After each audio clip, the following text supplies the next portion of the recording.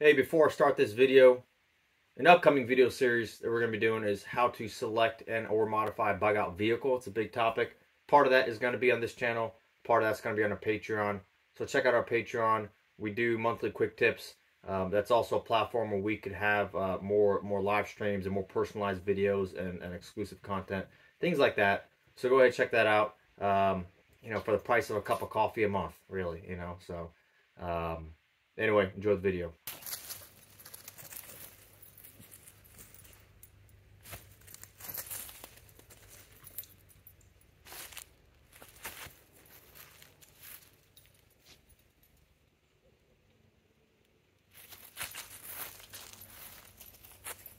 Alright, so today I want to talk about some prepper fundamentals, prepper basics.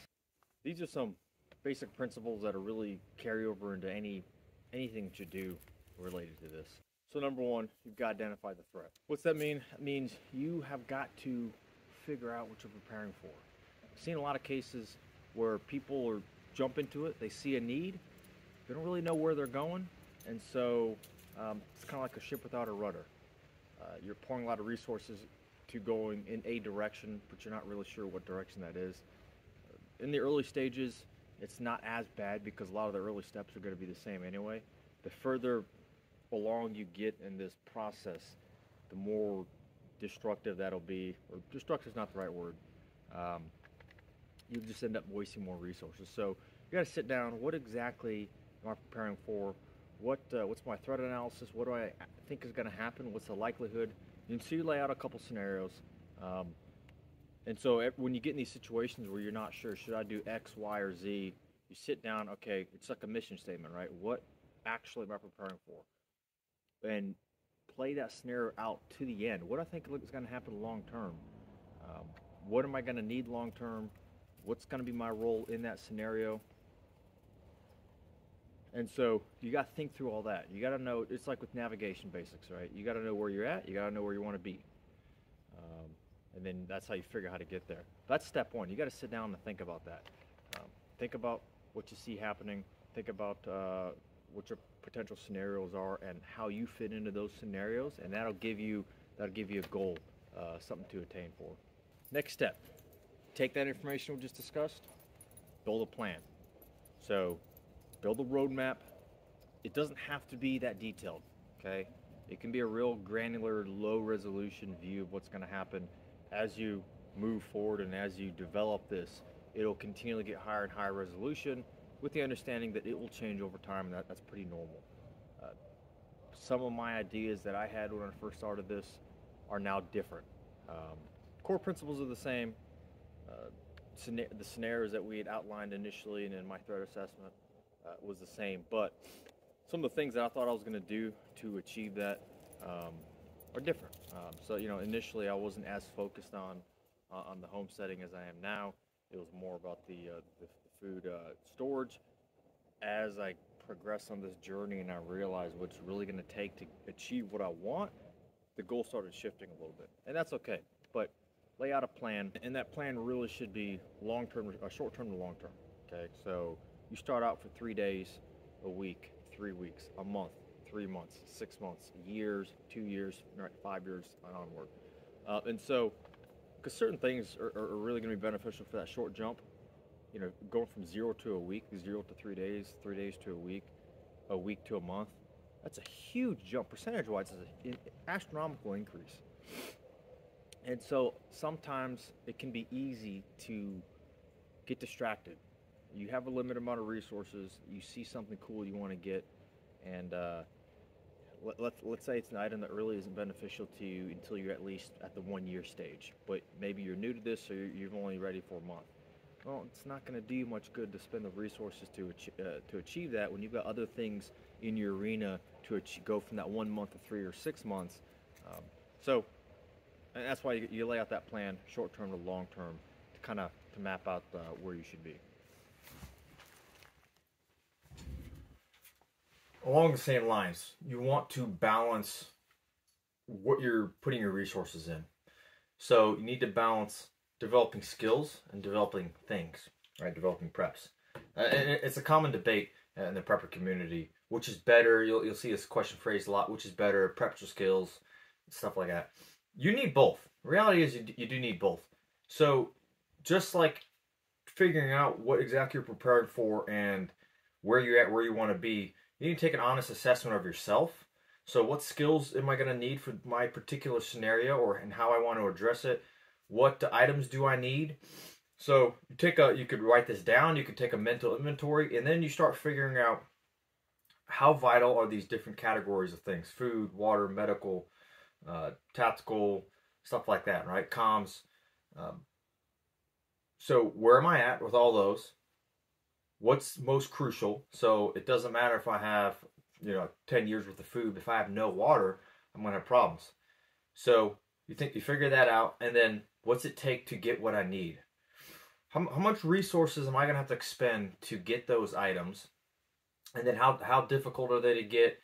And what's the likelihood that they'll become unavailable sooner? So if there's shortages, stuff like that, those all are part of the equation when you are prioritizing what to do first. Okay, but especially early on, and this is really an ongoing process. This never stops. But especially early on, you want to have a balanced approach where you're putting resources into items, whether it's food, water purification, water storage, medical items, things like that, and then knowledge, training, skills, experience.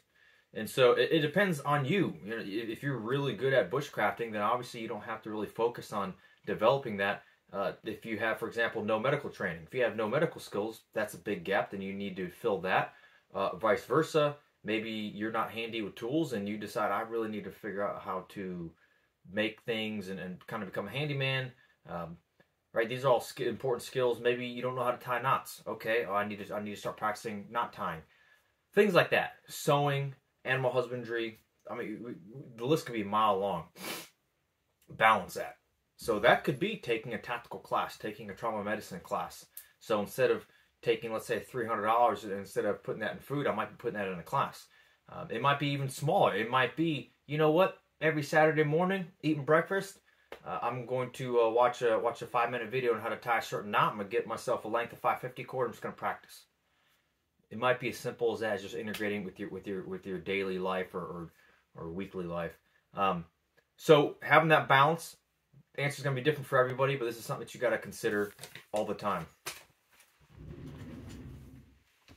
All right, let's see. Yeah, I'm low tech. I got everything on a sticky note. So here's another important concept. These last two, okay? Let me put this up here so I'm not always looking at it, or so I'm not having it in my head. These last two are very important. It's okay to take a break sometimes. It's okay to enjoy life. It's okay to take vacations. It's okay to say, you know what? I'm getting a little overwhelmed. I'm going to focus on something else. Maybe you have other hobbies that aren't related to prepping at all. That's fine. It's okay to have a normal life. So if you start to feel overwhelmed, and that's actually, I got bullet points. My last two are really, really similar. Don't get overwhelmed. If you feel that start to happen, it's okay to take a break. You could, I would prefer that you set a determined amount of time. So 6 months, a year doesn't pass before you realize, I'm going to take a month off. I'm going to take 2 months off. Let's go take a vacation. You might, let's say you get a bonus and you say, man, I got this bonus. I could really use it for these preps. Maybe you and the family really want to take a vacation. You want to go to Disney World. You want to go to Grand Canyon. You want to go to, I don't know, St. Louis, see the Arch. I don't know, right? LA, New York, I don't know. But you want to take a vacation. There's something you've been wanting to do. It's okay to do that. You don't have to spend all your money and all your time and all your mental energy into prepping. I mean, I've definitely done that. I've taken breaks. I've gone on vacations. It's okay. So you need to keep that in mind. It is okay to do it. It is okay to have other hobbies outside of prepping. Don't think about, oh man, I spent this money on this other hobby that I like to do, and it's not really prepping related, and I could really use that money for something else. And listen, you have to live a balanced life. Your mental, emotional health is part of that. It's important. And you're prepping because you think something bad is going to happen and you want to be able to survive and hopefully thrive in that situation. What good is that if you're miserable in everyday life anyway? If SHTF happens, it's not going to be any easier, so you might as well enjoy this, right? So about the woods, buddy. Oh, yeah. Alright, you wanna go lay down? You wanna go lay down? Go lay down. Go lay down. So, part of that is don't panic. Especially right now. There's so much going on in the media, and whether it's mainstream, alternative, everyone is saying a lot of stuff. There's a lot going on. Don't panic. For one, remember how many times you've heard the end is near. For a while, we've heard this for a while. You know, those of you guys that lived through Y2K and remember all that. This is not the first time we've heard it. We heard this 10 years ago. We heard this 5 years ago. We heard it at the beginning of COVID. At some point, yeah, you know, I definitely believe at some point things will get bad. So I'm not completely poo-pooing that idea, but don't panic. The idea that, oh, it's too late, and I can't do anything, and you know, I've heard that people have been saying it's too late for 30 years. You know, it's probably even longer. I know some of you guys out there are nodding your head like, yeah, I remember hearing that. I remember hearing that too. So it's not too late. Don't panic. Things are probably not going to fall apart this week. What are you barking at? Come here. What are you barking? You want pets? You want attention? Huh? I'll give you all the attention you can handle. That's the big one, though. Related to the one I just mentioned about not getting overwhelmed. Don't panic. And panic's not good. It's not going to help you mentally anyway. Stick to the plan. Sometimes plans need to be adjusted. Timelines get moved up. Things are unavailable, and I might just buy this now instead of waiting. I've done that. So I'm not saying sometimes you don't elevate your sense of urgency, but don't panic. Don't get in this cycle feedback loop of data where you're just freaking out over what's going on. Okay. So I hope you enjoyed that. Really, I would call it the basics. Some of the fundamentals of prepping. You no matter what stage you're at, and no matter how you go about doing this, everything that we talk about in this video is going to remain true. And so hopefully just some words of wisdom to help you out. Share in your comments. Some of these you may have heard of, maybe you didn't think about. Maybe some of these you've dealt with personally. Successes, failures. Hey, share it in the comments. Let me know. Stay safe. Stay prepared.